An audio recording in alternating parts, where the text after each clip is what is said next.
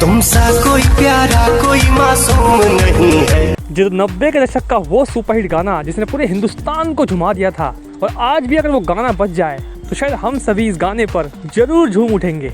जब हम बात कर रहे हैं तुमसा कोई प्यारा कोई मासूम नहीं है, क्या चीज हो तुम खुद तुम्हें मालूम नहीं है। जो बॉलीवुड के सुपरस्टार गोविंदा और करिश्मा कपूर ने इस गाने पर धमाकेदार डांस किया था, और आज भी ये गाना हम सबके ज़बान पर है। और अब 20वीं सदी में इस गाने का रीमेक बनने जा रहा है।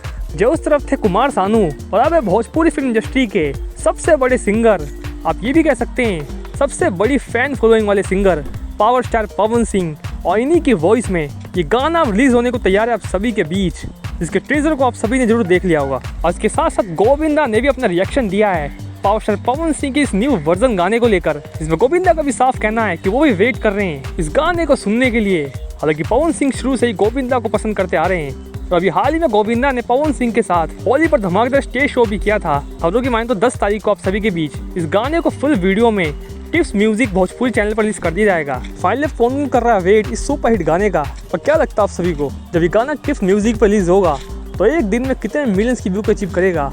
5 मिलियन, 7 मिलियन या फिर 10 मिलियन? हमें कमेंट सेक्शन में दिएगा। इस गाने जुड़ी और वीडियो से मिलते हैं आप सभी को नेक्स्ट वीडियो में। फिलहाल के लिए धन्यवाद।